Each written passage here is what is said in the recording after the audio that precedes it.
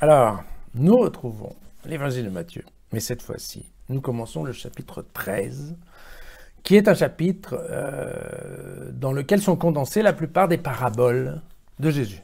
Voilà, Matthieu a décidé de regrouper en fait les paraboles au centre du chapitre 13, et dans ce qu'on appellera le discours parabolique. Voilà.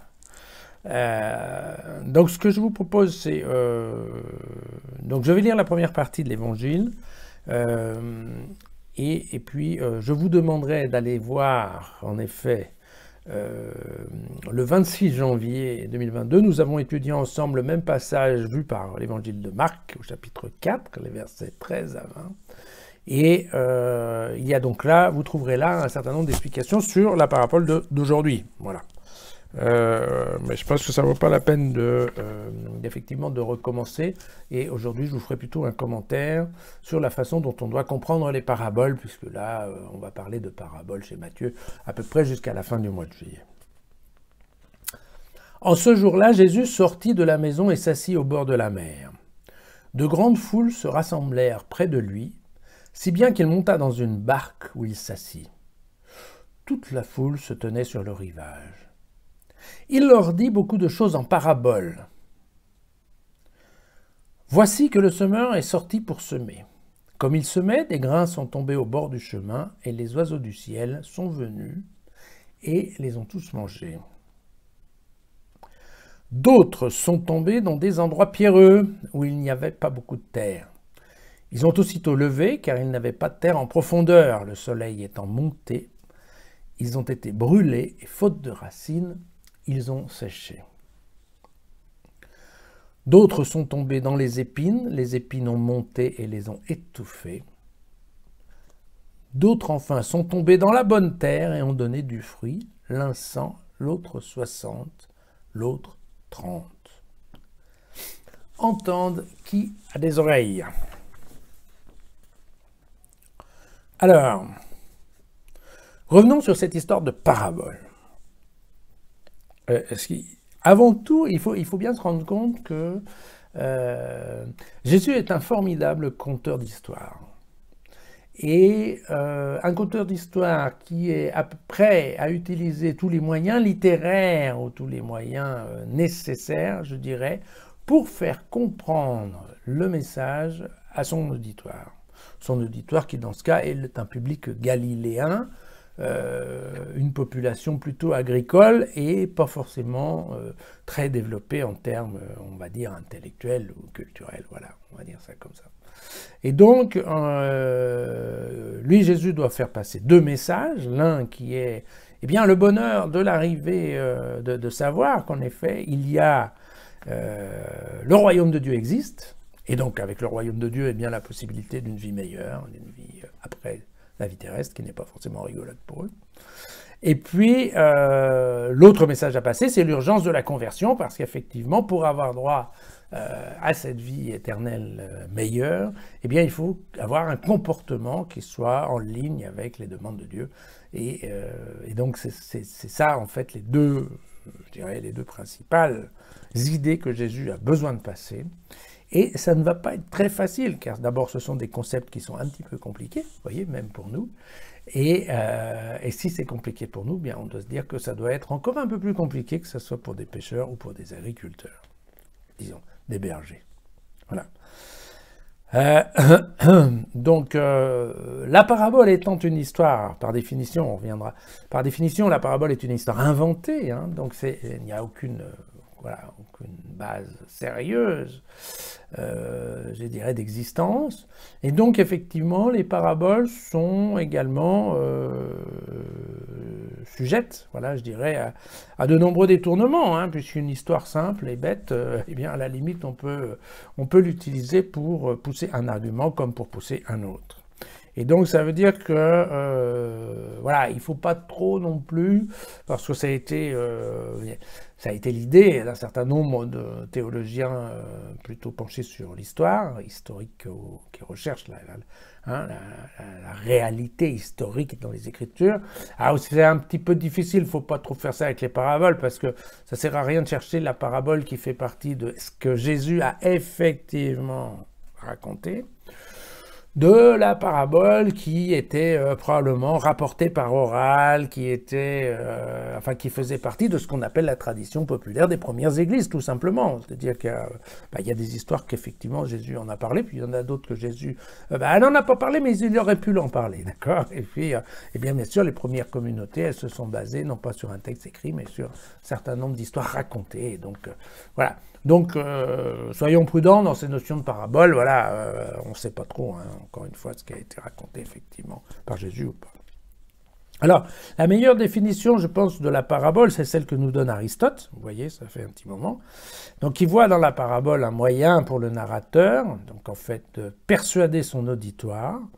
Et c'est un moyen qu'on utilise quand on manque de preuves formelles et irréfutables. Et il ne faut jamais oublier que cette parabole est une fable, une histoire inventée pour convaincre. Très bien. D'accord? Donc n'oublions pas, la parabole est une fable. Bien. Donc, dans ce fameux chapitre 13 de Matthieu, on trouve regroupées 7 paraboles.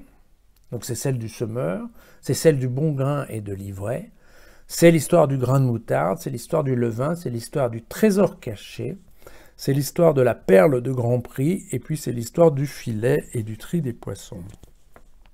Alors, si on regarde un petit peu en termes d'analyse, qu'est-ce que sont ces paraboles? Eh bien, certains passages s'adressent à la foule, d'autres passages s'adressent aux disciples, c'est-à-dire que très souvent Jésus donne une parabole pour la foule, et ensuite il va expliquer cette parabole aux disciples. Parce que les disciples eux-mêmes vont lui dire « mais pourquoi tu dis ça ?» Enfin bref, voilà. Alors, certaines de ces paraboles tentent de décrire le royaume des cieux, d'autres expliquent comment Dieu fera son choix parmi les hommes, donc c'est l'idée du jugement dernier, ce qu'on va appeler les paraboles eschatologiques, mais il y a aussi des questions d'éthique et d'éthique universelle que l'on retrouve bien évidemment là-dedans. Alors, ce qu'il faut voir, c'est qu'en effet, si Jésus utilisait ces paraboles pour convaincre le peuple galiléen, je ne pense pas qu'il imaginait la profusion de travail, de réflexion et de création d'un certain nombre d'auteurs au cours des 2 derniers siècles, à partir de ces paraboles pour en fait servir les intérêts de l'Église, on va dire ça comme ça. C'est-à-dire qu'effectivement, en fonction de l'histoire de l'Église, elle avait un certain nombre de nécessités, autant des nécessités en termes de dogme, en termes d'organisation également. Mais donc, on est rapidement, je dirais qu'on a eu rapidement un petit peu n'importe quoi, parce que qu'on témoigne l'histoire, enfin, vous voyez, on se foutait complètement de pourquoi Jésus avait dit ça. En fait, l'important, c'était d'utiliser cette parabole et de dire, ah, vous voyez, en fait, voilà, c'est ça ce qu'il faut entendre, c'est ça ce qu'il faut comprendre dans cette parabole. Voilà. Donc non seulement il y a l'explication que donne Jésus aux disciples, mais il y a l'explication que vont donner dans le temps les théologiens sur ce que Jésus a bien voulu vouloir dire et ce qu'il a pu vouloir expliquer aux disciples. Donc, encore une fois, très souvent, la situation d'aujourd'hui est qu'on a complètement oublié la justification initiale de cette parabole. Donc, dans le temps, voilà, eh bien, on a pu voir, en effet, voilà, on a pu déceler, alors le fait que d'un côté, il s'adresse au peuple et ensuite, il s'adresse aux disciples. Alors, voilà, les gens qui comprennent pas, bien entendu, il y a un certain nombre de théologiens qui ont dit, bah oui, c'est la rivalité entre, voilà, le peuple, c'est les gens qui vont à la synagogue, les disciples, c'est les gens qui vont à l'église. Donc, voilà, on a mis ça comme ça. Il y en a qui ont donné plus d'importance dans la partie des critères de jugement, ou des comportements adaptés. Et il y en a d'autres qui, par contre, voilà, ont voulu dire que, en fait, Jésus, il commençait par expliquer tout au peuple galiléen, donc en fait aux Juifs, et puis que lassé d'expliquer des choses à des gens qui ne comprenaient pas, et bien en fait il s'est résolu à créer sa propre église à partir des disciples, et c'est pour ça qu'il a commencé la formation, je dirais, des disciples qui seront à la base de la construction de son Église. Voilà. Écoutez, moi je pense, très honnêtement, ces paraboles, il n'y a pas vraiment besoin de les expliquer, elles parlent d'elles-mêmes. Hein, je crois qu'il faut qu'on soit bon public, c'est tout. Il faut, je pense, enlever voilà, certaines idées qu'ont pu avoir un certain nombre de gens dans le temps par rapport à ce qui a été écrit. Il ne faut pas aller chercher trop loin parce qu'en fait, encore une fois, c'était des histoires simples pour des gens simples. Et donc vouloir donner une signification hyper complexe, c'est probablement se fourrer le doigt dans l'œil, n'a aucun fondement. Donc je dirais, soyons bon public, prenons ces paraboles, prenons-les comme ce qu'elles disent, ce qu'elles veulent dire, et vous verrez, je pense qu'il est quand même assez facile, à partir de ces paraboles, de les inclure d'une façon assez simple dans notre vie de tous les jours, même aujourd'hui au XXIe siècle. Je pense qu'en fait, quand on écoute les paraboles, on se sent très, très vite concerné et on sait exactement où ça fait mal, en fait. Voilà. Voilà, voilà. Donc, eh bien, vous pouvez bien entendu relire tous les textes, les commentaires, revoir les vidéos aussi sur jesusfacile.com. Surtout là, quand on est, en fait, on est en train de parler de textes qu'on a déjà vus au cours de l'année chez d'autres auteurs d'évangile, et donc puisque j'ai décidé en fait d'essayer de pas trop me répéter en termes de commentaires, en tout cas pendant la première année, alors si vous voulez bien, prenez le temps j'essaye de toujours vous donner la date de référence, et prenez le temps d'aller voir le commentaire dans jesusfacile.com, vous n'allez pas perdre beaucoup de temps, et comme ça nous permet de réfléchir plus largement à ce que essaye de nous dire Jésus, ou en tout cas les évangélistes. À demain.